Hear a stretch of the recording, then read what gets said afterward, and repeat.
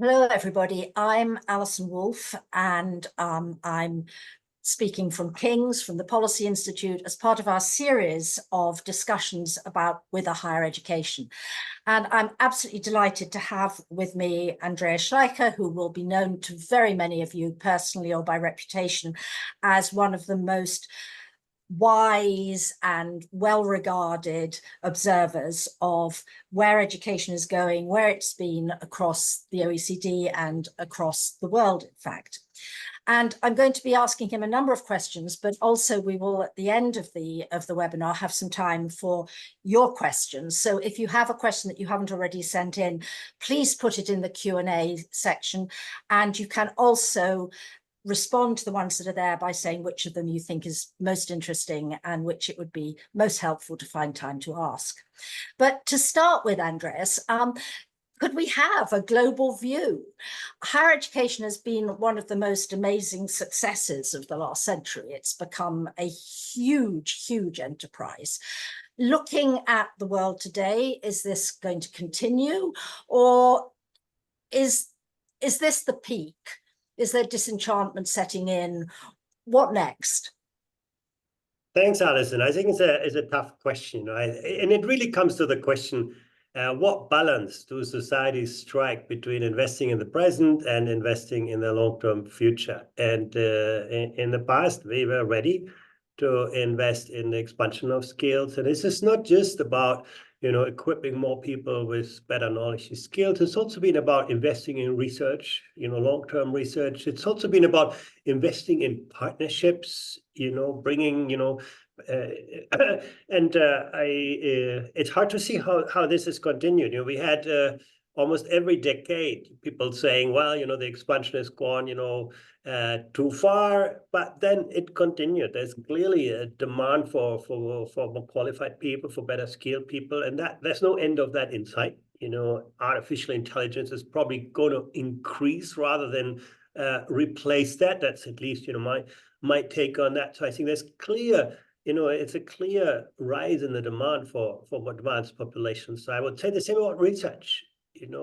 Today we build the foundations for our future economies, our future societies, and that kind of research is about this. And the question comes up when governments decide where to put their money, and you can see governments making very different decisions about this. If you look in the Northern European countries, I would even say Central European countries, there's a clear commitment of the public purse that this is a business of society in which collective investment, public investment is needed.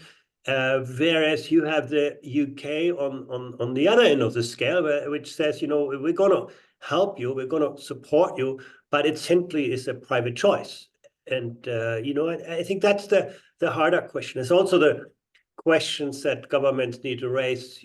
Advanced skills doesn't mean just higher education. There are many different ways to acquire more skills. There's a question of how do we give people greater ownership over what they learn and how they learn and where they learn and when they learn. Do you invest in broad, skills that develop people? And that's, where higher education is very good at. Do you invest in more kind of upskilling, reskilling, like more modular, maybe workplace learning is important? I think there are many unanswered questions, but where I think the answer is clear is that the demand for better skills and better knowledge will increase. And the question, to what extent are we ready to, make public policy choices to support it? I think that's right. I mean, I think it's if you look at the countries such as the United States or the UK, or indeed, as I've just discovered, Canada, where there is a kind of, well, have we got this right? And look at what's happening to trades. I think that it's a question mark over the nature of tertiary post-secondary education rather than of sense that we don't need it. But this really leads me to my second question, which is actually about this balance between clearly vocational post-secondary education and more traditional higher education. And again, what seems to have happened, in fact, across the whole world, but in varying degrees, is that what I would call conventional higher education, the universities have been the big winners. But there is also there, I would say, the greatest questioning of whether or not we need to do more to preserve a vocational post-secondary route. And I'd be interested, again, to know whether this worry is specific to a subset of countries, and maybe it is. I mean, you know, Australia has recently said it sees 80% of people going through higher education, or whether this is a more general concern. And if it is a more general concern, in those countries that have maintained a sort of more segmented system, rather than turning everything into a university, do you think this is stable, and do you think that this continues to be a preferable approach, this more differentiated, segmented institutional structure? It's an interesting question, you know, in the same way as the distinction between blue and white collar workers has disappeared in our labor markets, we're probably going to see a blurring of the boundaries between, you know, purely academic education and more vocational oriented education. And probably the distinction will be more about, you know, the type of learning, you know, the process of learning, you know, what place is the right place of learning than the institution. So you're probably going to see that traditionally higher education institutions will think of providing more granular, more modular courses of training. They will probably, you know, distribute learning differently over the life cycle than just, you know, putting, you know, long degrees up front in people's lives. So I do believe higher education is going to change. In the same way, vocational education that isn't investing in transversal skills is not going to give young people a good service over life. You know, can I push you a little bit on this? Because certainly in this country, if you look at the biggest skill shortages, they actually are much more in sort of the traditional blue collar level than elsewhere. That would certainly be true in Canada, where I've just been. And at the same time, I mean, one of the things which, for example, I was very struck by recently was the fact that in Ireland, where they used to have, they made a very clear commitment 10 years ago to having two different types of higher education. The technical universities have become universities. So on the one hand, we pay lip service all the time to the importance of a varied route. And yet when you actually look at the numbers, they still seem to go in the direction of putting more and more people, predominantly young people, through classroom-based, degree-oriented courses. Looking at, for example, some of the European countries where there's been a much stronger tradition of highly respected apprenticeships, highly respected vocational education, do you feel these are under strain? I mean, I know some of my Swiss friends think that it's becoming harder to maintain their highly valued apprenticeship system. I mean, is that just the tendency of everybody to feel that their own country is having problems? You know, I would say almost across countries, you could say people pursuing vocational pathways have better short-term employment outcomes. Now you're going to get a job quicker. I don't think there's a question about this. But it looks quite different when you look at earnings, you know, and particularly over the life cycle. What we do see is that, you know, earnings from higher education may be lower initially, but at some age the lines cross. And this is really the point that often vocational education is great for people's immediate transition into the labor market. But I do believe that vocational education needs to think harder in a changing labor market. How do you equip people not just for entry into a profession, but, you know, to keep growing in that? And I do think that's very more a strong transversal skill set is going to be important, you know, in whatever field you enter. And that's what I mean by the blurring of boundaries. I do believe if vocational education wants to have a future, it needs to help people to be successful in the long run, not just in getting a job in the first instance now. And are there any countries or systems which you feel are making much faster progress towards this than others? I mean, is it the ones which had well-established systems that are digging in? Are there any systems where you feel that there is a major step forward in terms of the sort of blurring that you're talking about? Yeah, you know, I mean, you could cite Switzerland as a success, and particularly because it's been very successful in building bridges between the academic and the vocational pathways. You know, if you start as a car mechanic, you can actually make it turn to become an engineer, you know, if that is your choice. And unfortunately, that's not the case in many countries. Yet there's still often, you know, roots, which are very hard to reconcile. And you can look at skills future in Singapore, where actually, you manage it, or the lifelong learning entitlement in the UK, where you give young people greater discretion of, how to combine and how to build their educational pathways. And I think that's probably where we need to move, but that requires that we consider, talk less about qualifications and talk more about the kind of currency that we need, that you can actually build that skills currency in different contexts, and then, have granular ways of recognizing what people know and can do, rather than just, recognizing people by very lumpy degrees and qualifications. So I think that's the crux, really. Do we have ways to better understand what people know and can do, irrespective of where they have acquired that knowledge and skills? Well, I clearly agree with you about this, and about the importance of trying to move away from an obsession with formal qualifications. But this also comes to my sort of next question, in a way, which is that I think all our countries are very aware of fiscal pressures at the moment, that, we're facing them, almost all of us, the same demographic challenges. And that means that essentially whenever there's a spare euro, a spare pound, a spare dollar, there's this bottomless pit of, particularly of health spending, into which it disappears, and a continuing worry about the implications of the demographic shift. So that really comes to my next question about this. On the one hand, in a changing labour market, you feel there is more and more need for a more flexible system, skill recognition, upskilling. But in a fiscally challenged world, is it your perception that for most countries, the real challenge is, so how do we pay for it? What do we do? I mean, I certainly feel that, sitting in London, and actually I would feel it if I was sitting in Cardiff or Edinburgh too, that the fiscal challenges make it actually quite hard to think in terms of system reform, because the system also becomes defensive. Is this just a UK perspective, or do you see this sort of defensive concern and fiscal pressure also emerging in the rest of the OECD? Well, again, it comes to that question: how do you strike a balance between the success of your economy in the short run and your success of your economy in the long run?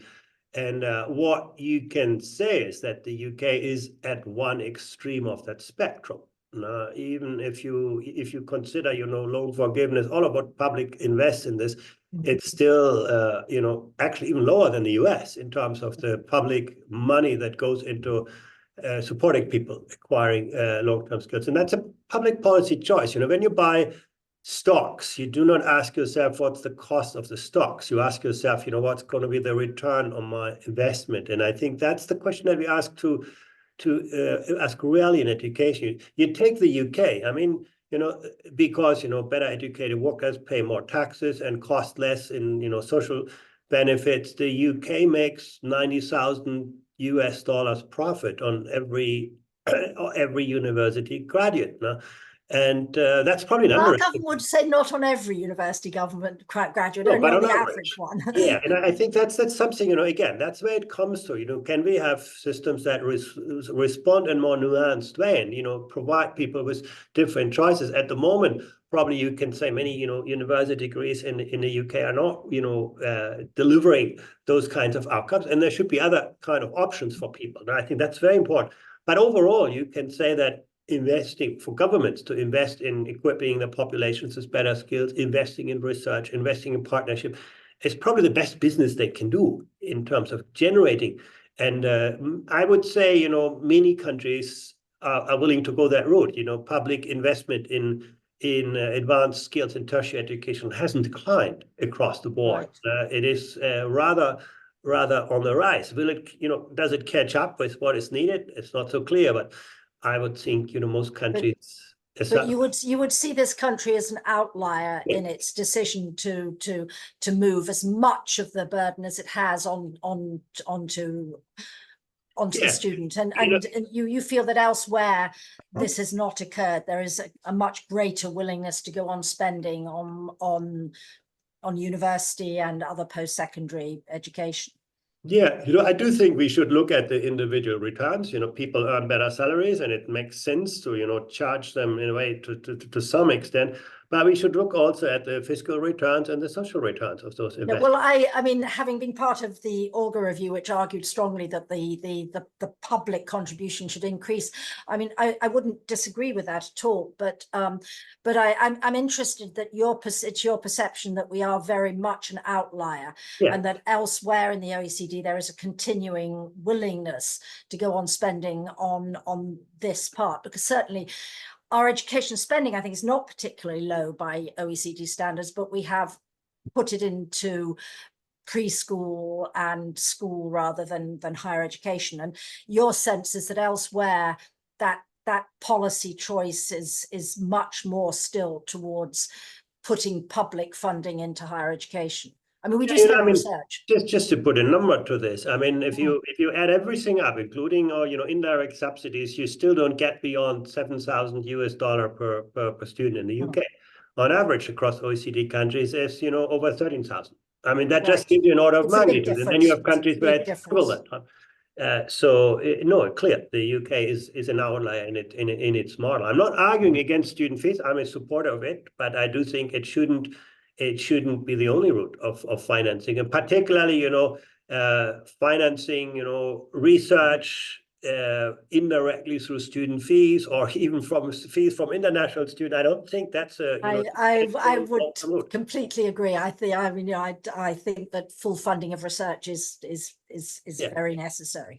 Yeah. But I'm interested in your perception that we are indeed an outlier in where we put our emphasis. Following on from that, because this is something we've talked about before, at the moment, certainly here and again in another, certainly, yes, I can think of a number of other places, that we do have some real downward pressure on university budgets. And I'm sort of struck, again, looking at it from a UK perspective, like most of the people who are listening today, the response of the universities tends to be, well, when things are tough, we need to cut courses. And I know we've had this conversation before, and your perception is that, again, not UK specific, that this is a sector where actually there is a potential for greater efficiency and for greater productivity. And I'd be very interested if you could say a little bit about that. Yeah, you know what, my greatest concern with here is, I think I can see the downward pressures, but there are also probably many people in the system who are not terribly well served by current provision. And I think giving young people greater choice and ownership over what they learn and how they learn and in what kind of institutional framework they learn would probably mean that universities can concentrate their money on those people for which their provision is actually the best. It's a clear issue of quality assurance. Not everybody who calls themselves a university does deliver the kind of skills. There's clear evidence for that from our survey of adult skills for the UK, that some higher education degrees are not delivering the skills that they are supposed to do, which then puts people under pressure. We have to repay loans and all of that. So I think there is a clear, I think, case for making sure that if there is less money for higher education, that it doesn't cut quality, that is not resulting in a cut quality, but maybe looking at some of the scope, maybe also looking at better aligning higher education provision with what society and the economy actually requires and needs. Some countries, have gone very far into that, making public subsidies more directly related to, things like graduate employment and their future success. I think there's a clear case, I think, to look at the value proposition. And I mean, this question of how do you create greater efficiencies in universities, and the extent to which you could do it by what is in effect a move towards greater central planning. This is something that you think is doable? Would you actually give us some examples of places that have done this with some success? I mean, I'm struck by the fact that in Australia they had one attempt to do matching fees to what they thought was most efficient. They're going to try a different way. In terms of countries which you think have actually managed to move some way towards a better match between provision and the labour market. How have they gone about this effectively? You know, I think it's not just about central planning. I mean, I think a big part is telling young people give young people a more truthful picture of what, you know, the investment of time and money will actually yield. And on paper, it looks all good. There are all sorts of information systems, but I still think that many young people are rooted into pathways that may not serve their needs optimally. And for me, that's the start of ensuring efficiency, to just be much better in the signaling process so that young people make better choices, have also more options to distribute their learning over the life cycle rather than just, you know, doing everything upfront, better overview of our institutional pathways, have more discretion. That means, again, you know, making sure that pathways that are non-university are recognized, lead to good qualification. That's for me the start of efficiency. If you just, you know, get the right students for the right programs, you've done already a lot. The second part is on the supply side. I'm not sure higher education always has the eyes and ears to see how the world is changing and how the labor market is changing, not to speak of the incentives. You know, it is more expensive to, you know, provide a STEM place than, you know, a place maybe, I don't know, history. And again, you know, that needs to be somewhere reflected in the incentive structures, in the cost structures. And we don't do that, neither on the student side in the fees, nor do we do that in you know, in public funding. And some countries are going more in that direction to have, you know, better, you know, anticipation of the evolution of skill demand, and, you know, providing clearer incentives to institutions. I would not, you know, the UK is not, you know, in a bad place. If you go to countries like, you know, Greece and Spain, you know, there you have real questions. There is a complete lack of incentives. Even you could say the opposite. You know, universities are often incentivized to provide things that have no immediate benefit. But I think you can work on both sides. And then central planning comes in when it is about, you know, skill systems, qualifications, frameworks, quality assurance. I do agree that systems should be much, much stronger on that side. I mean, if you compare what we do in the school sector, Indeed. and we do, I mean, we maybe overdo it there, but certainly on the higher education sector, we have a lack of those systems. But I think that's, I mean, I think that's a very interesting point that you make there, because when you contrast the way in which not just the UK, but actually all the countries I know look after quality in the mainstream school, you know, primary and secondary, with the approach they take to higher education, it is remarkably different, for better and for worse, no doubt. But it is interesting, and this would be a whole other conversation. But I mean, two questions before I move to sort of other people's questions. I mean, as the first is sort of about that, whether you feel that there is anywhere, and I don't really see it, a move by governments or by thinkers towards actually effective ways of monitoring and improving quality that don't involve setting syllabuses at central level, which is, I would have thought, clearly impossible. Whether you feel any countries are doing any serious thought about that.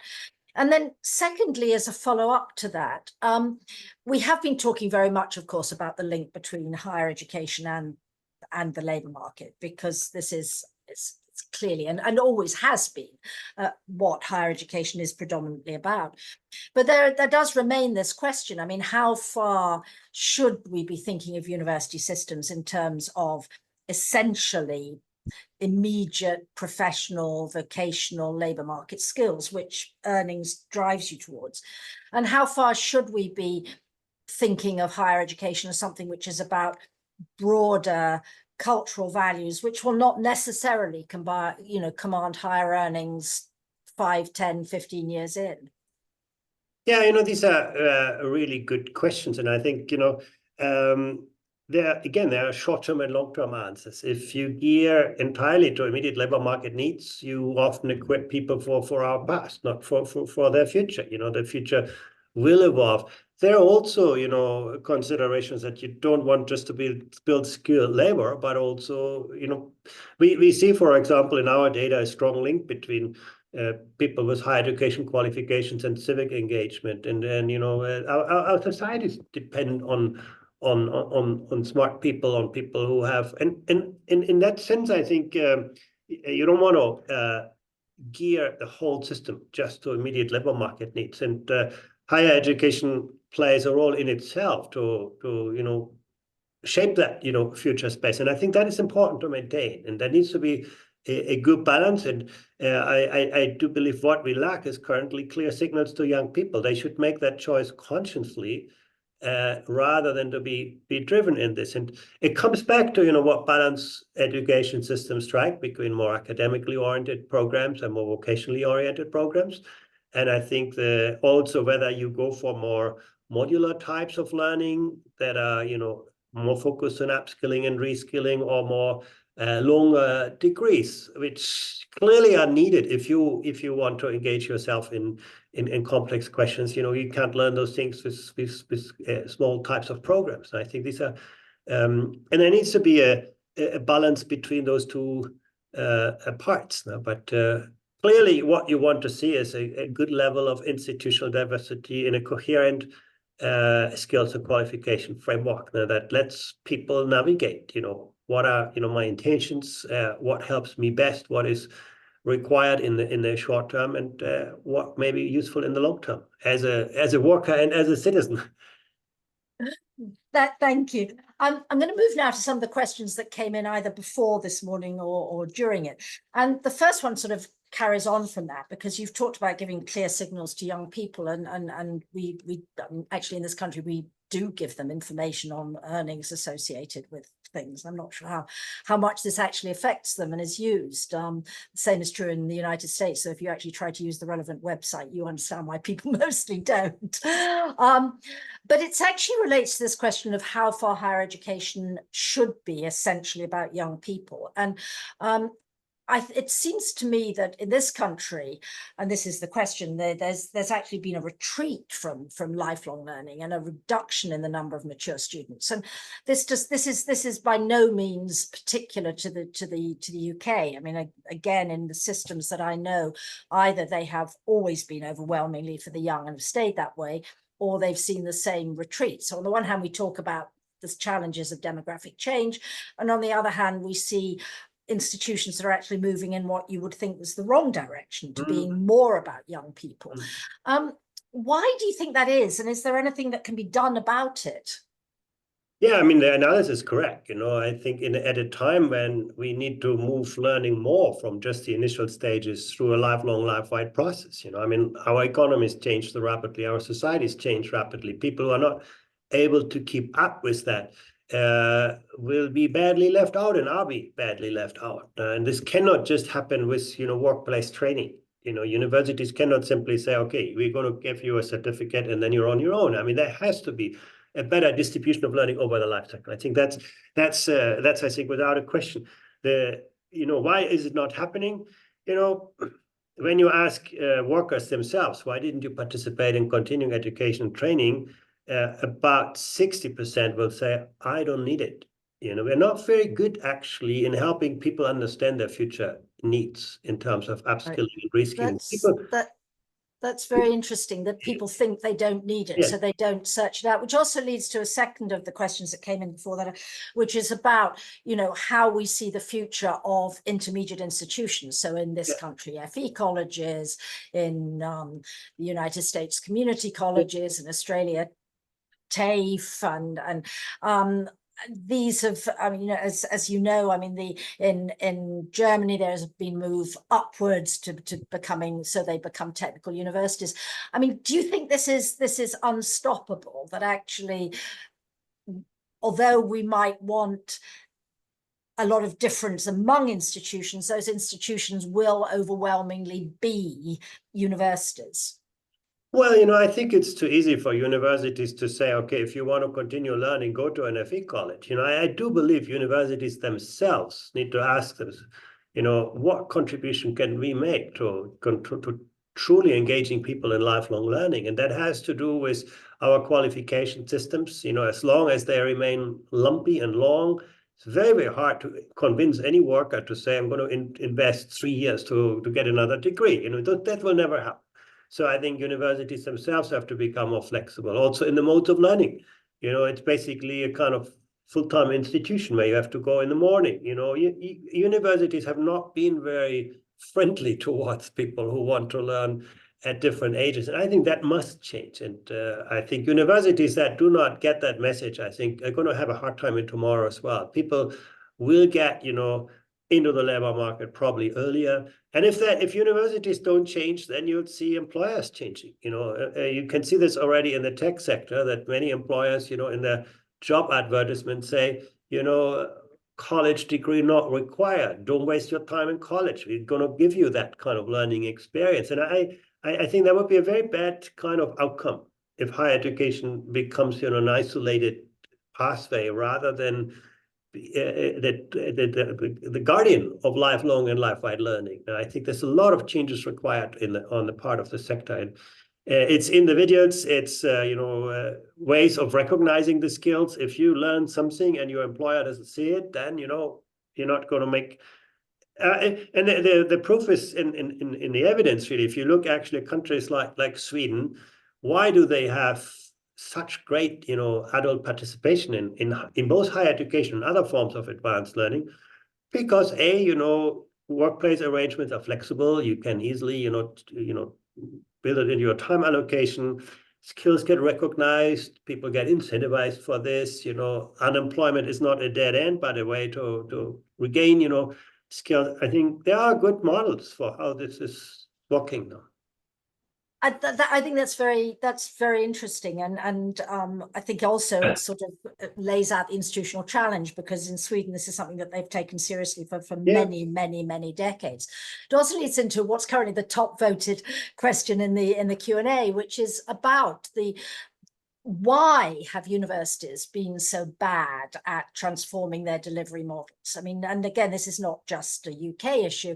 You could ask the same question in France, in Spain, in many countries. You talk to vice chancellors and rectors, and they will buy immediately the argument that we need to blur boundaries going forwards, and yet they don't. The operating model stays the same. I mean, why is that? And does the fault partly lie with government and the way they fund? Well, higher education is a pretty monopolistic business. I mean, you can extract a lot of money from young people if you bundle content, delivery, and accreditation. If you own the accreditation and you multiply that with past reputation, you're in a pretty powerful position. So I think that's clearly one issue, that there's a lack of incentives for institutions to change themselves. But I also believe that public policy has a big role to play in this. In a way, currently, if you go to get a university degree in one way or another, whether through government guaranteed loan systems or direct payments, you get paid for that. If you actually engage in more lifelong, life-wide modular learning, it's very hard to find your way through that. I mean, that's where the things like the lifelong learning entitlement in the UK, Skills Future, the Dutch have tried something like. Those systems are still the exception, not the rule. And I think that is the other side of the coin, why people are pushed. And the third part is the degrees. As long as our signals are so weak in signaling what people actually know and can do, and just rely on the pathways they have gone through, universities are put in an unduly strong position on this now, and have no real incentive to change. I think that's right. And it comes back, and I think that sort of circles around to actually one of the other questions, which is that, obviously, if we want to attract students to programs which are actually genuinely relevant and give universities an incentive to do that, then we also have to find a way to signal this and to help universities to actually design courses which are genuinely receptive to the labour market. And I wonder whether you have any thoughts on how best one does that. I at this point should sort of raise my own concern that all too often, if governments start to do this, what you actually end up with is a very centralized bureaucratic process. So by the time the government has decided something is relevant, it probably no longer is.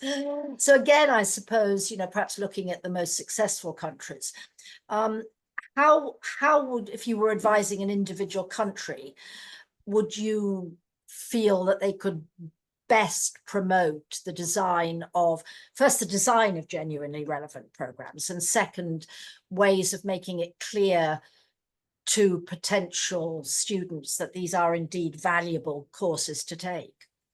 Yeah, it's a difficult question because, of course, current institutional mechanisms they're very hard to change, and you do not want governments to get into the way of either academic freedom or the longer term role of higher education that goes well beyond current economic needs. Still, I think the strongest lever that governments have is simply by creating a level playing field through open, transparent qualifications that are easily interpretable by employers, and that are also giving young people better clues to navigate, and providing.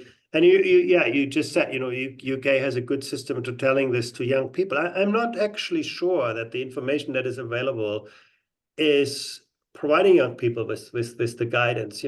First of all, you need to start much earlier on in the lives of people. The most important career decisions you do not make when you enter university, you make when you enter primary education. I think education as a whole, including school, should be very much about, reconciling what you love and where you can become good at and where you can make a contribution to society. And I think that dialogue, is something that you cannot just achieve with a website. I think there needs to be much better kind of guidance, career guidance early on in the lives of people, because again, when you graduate, you're pretty much from school, you're pretty much constrained in the choices that you have, and giving young people a better sight of what labor market opportunities actually exist. If I think of much of the career guidance in school, it's actually university entrance guidance. It's not about career guidance. That's true. So I think there's a lot that we can and should be doing to help better realign those things. And I think that those are the best service ultimately also to the higher education institutions. So qualifications is something where I think governments don't do a particularly good job. In most other sectors of our economies, when you travel on a British road, you can assure that the street signs, can be interpreted. When you plug your television set in, what currency comes. We have so many ways in which the infrastructure is compatible, interoperable. And I think in education in general, the government hasn't done a particularly good job, and that has created the inefficiencies and the intransparencies that ultimately we complain about. That's very interesting. I feel as though both of us, are sort of inexorably, in effect, saying government should do more. But of course, if you talk to many academics, they would say not so much that governments are doing too much, but that one of the things that has happened in universities, and again, not just in this country, as they have got bigger and as higher education has grown, is that they are run increasingly not by the academics, but by administrators, politicians, and so on. And I think there is clearly some truth in this. Do you think this is inevitable? And do you think that actually, if there was some way that you could actually empower academics more to respond to local labour markets, that might work better? Again, I'm sort of thinking of it in terms of the comparison between how universities operate, and they are large, monopolistic, bureaucratic institutions, whereas if you think of the tech sector and the way it trains, it tends to be very, very small scale, flexible. If you think of the best the best vocational programs and culture in music, they're smaller scale. Do you think this is an issue? And it may be insoluble, but is part of the university's inability to be more responsive the result of the fact that they are so big and so bureaucratic? And is the answer to give power back to academics, supposing we could work out how?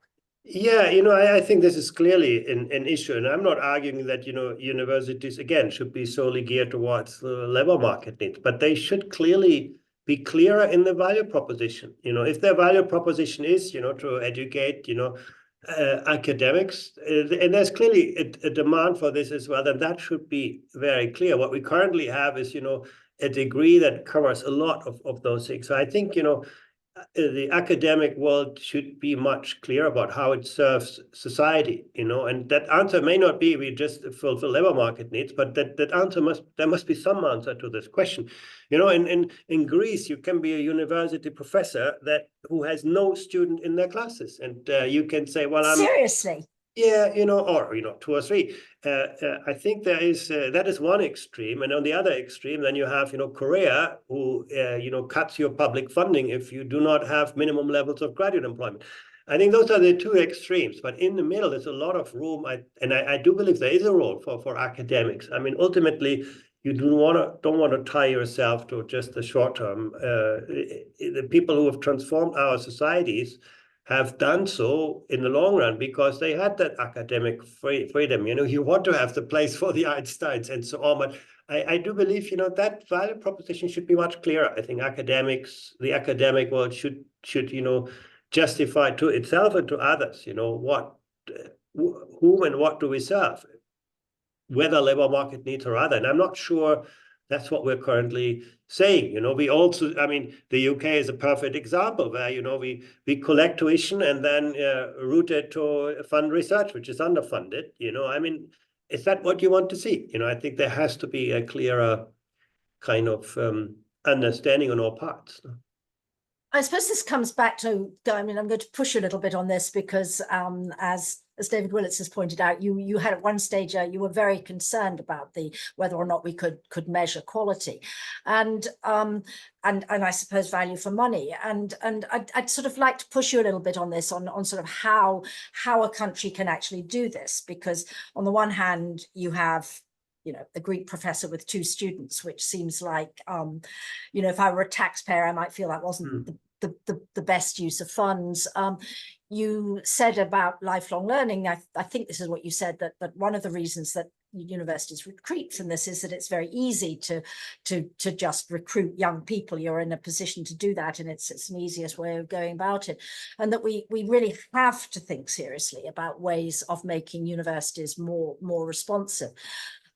So can I push you a little bit on this, Andreas? And it may be that the answer is we don't know how to do it, but what sort of information could we gather that would give potential students, both young and older, better information, and also governments better information about what is actually going on, whether it is actually valuable?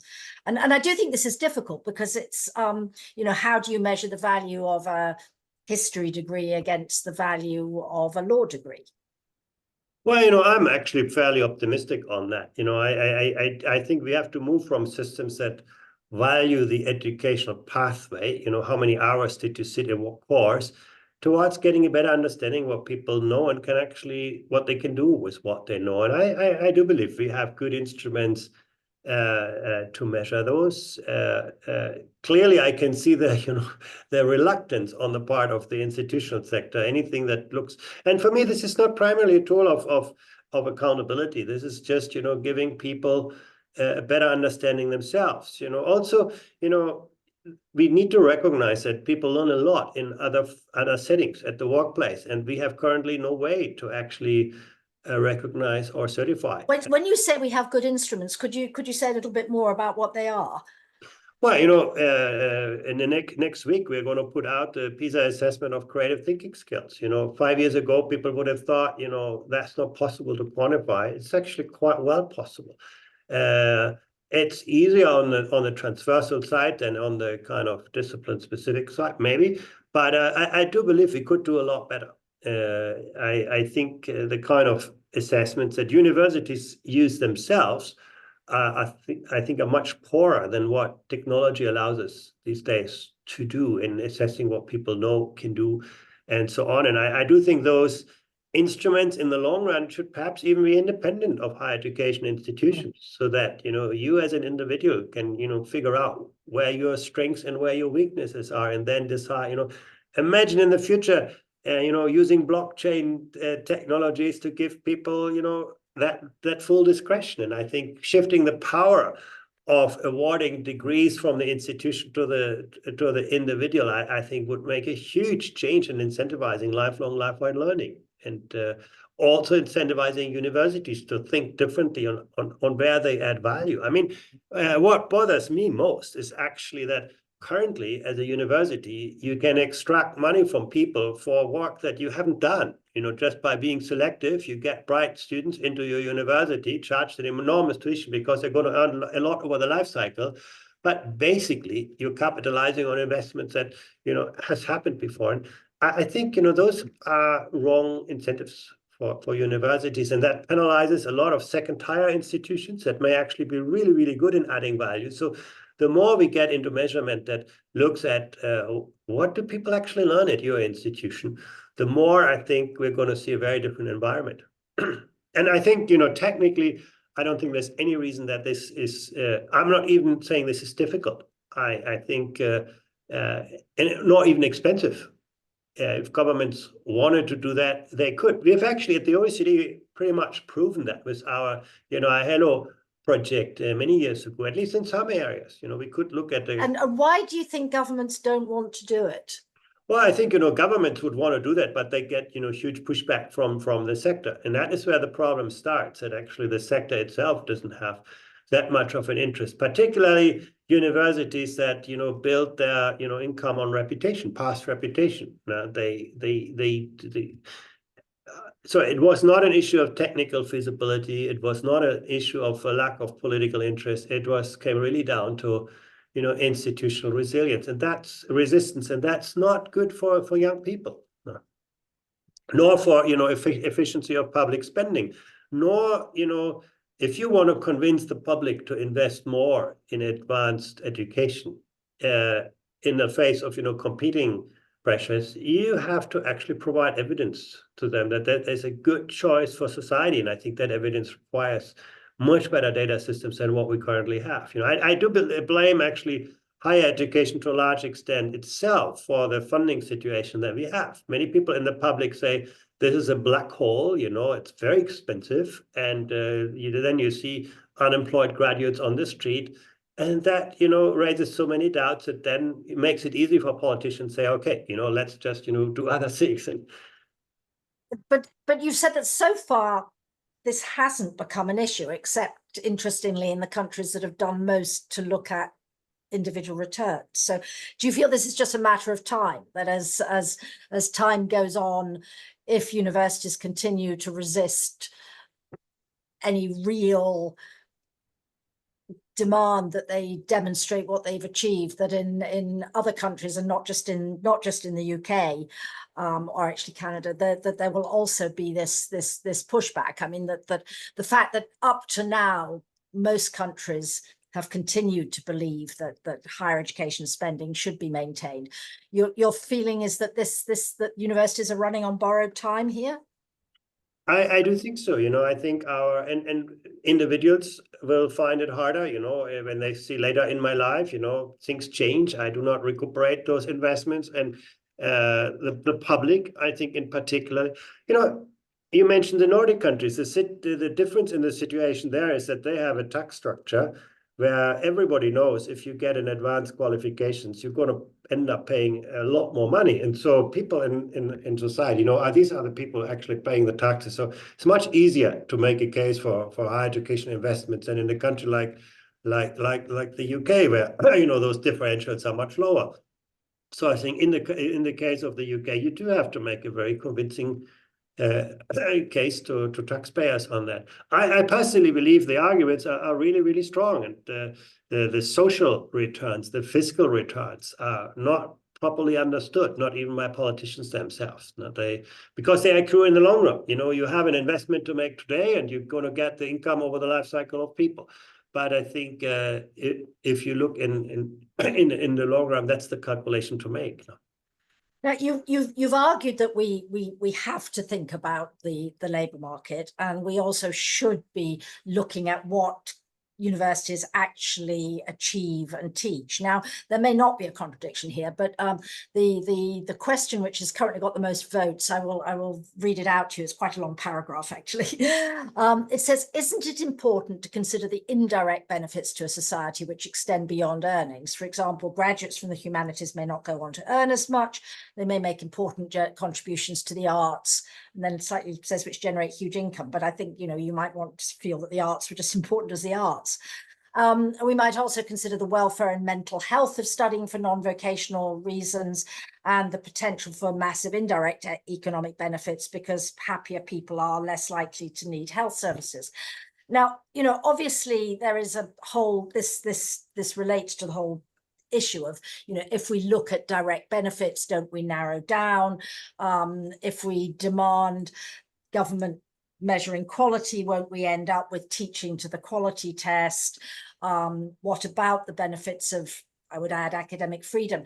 I mean, if someone says to you, well, yes, of course the labour market is important, of course universities should be more responsive, they should take more adults, they should have their quality measured, do we risk losing other less easily measured benefits, and what sort of value should we place on those?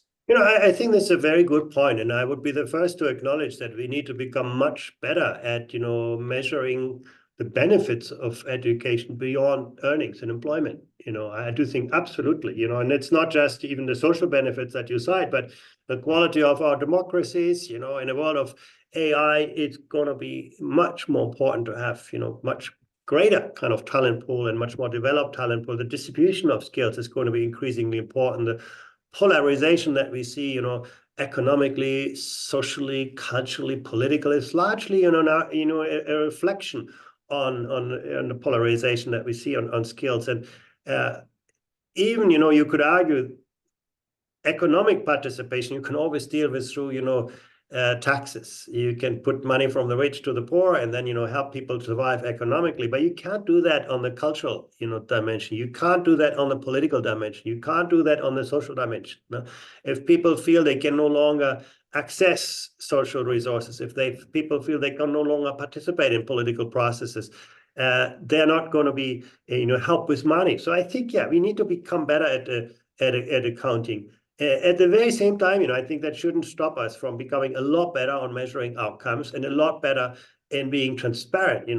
The knowledge and skills of people are often highly correlated with those other outcomes as well, and that's something that you can actually see that in OECD data again, that more advanced skills relate to stronger democratic engagement, more volunteering, all of this. So I think we shouldn't see them as opposing ends on a spectrum, but rather two sides at the same coin. And better accounting, I agree with, but also looking at labor market needs much more in the longer run. And for me, this is a key responsibility for governments and in higher education itself.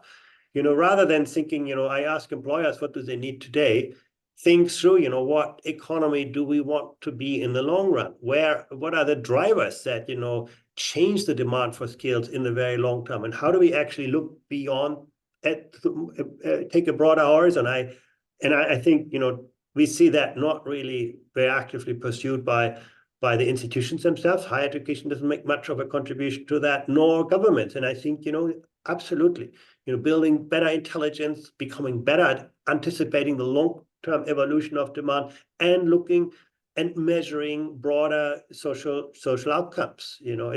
Our current measures of GDP or economic outcomes are very, very narrow. People who volunteer, people who do work that is not reflected in salaries, none of that features in the data here. So yeah, absolutely. Absolutely. So I'm conscious that we only have 3 more minutes of you. So I'm going to ask a very different question, which is pulling together two questions that are in the Q&A. We've concentrated very much on what universities can do essentially for their students and for employers, but of course they do also have a broader role in terms of being in modern societies the key locus for for research. And the question is, you know, what is the potential of universities together in terms of facing typically one of the most obvious and major challenges, which is climate change, but I would broaden the question somewhat to, you know, are universities as they're currently constituted set up in such a way particularly across the wealthy nations of the OECD, that they are actually able to make a contribution to what are huge international problems? Or are we, in a sense, too individually focused on individual students, on individual research projects?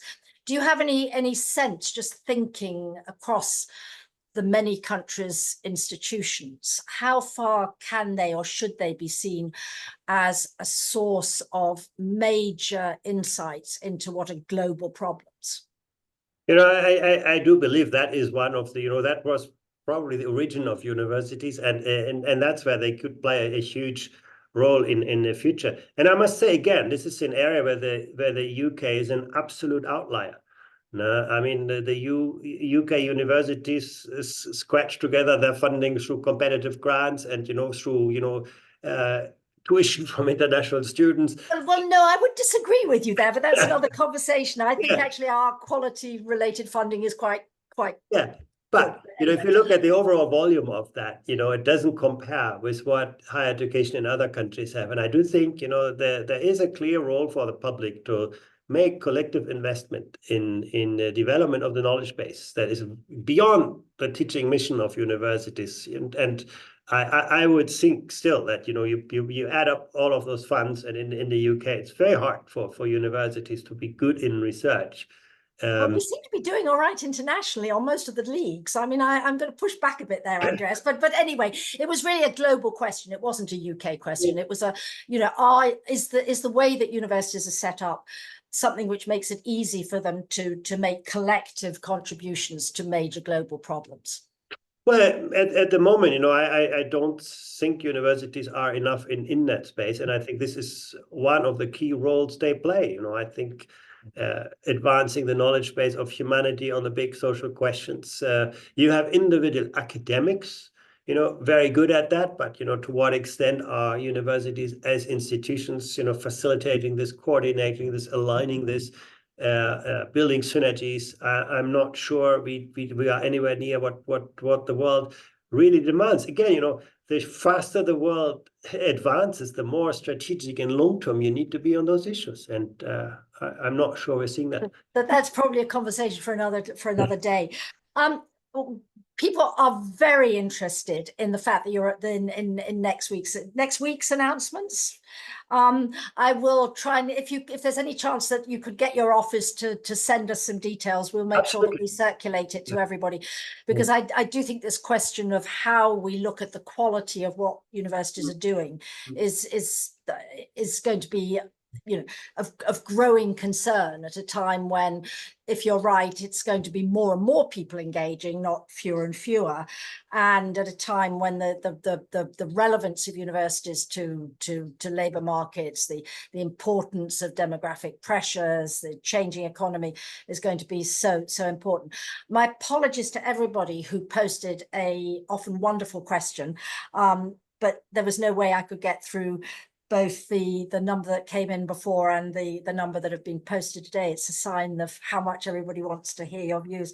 And Andreas, thank you so much. We are hugely grateful to you for this, and for opening up and making clear where you think, at least here in the UK, we might be messing up. I hope very much that we can get you back in the future sometime. So thank you very much indeed. Very much looking forward, Alison. Thank you again. Thank you so much. Thank you. Goodbye.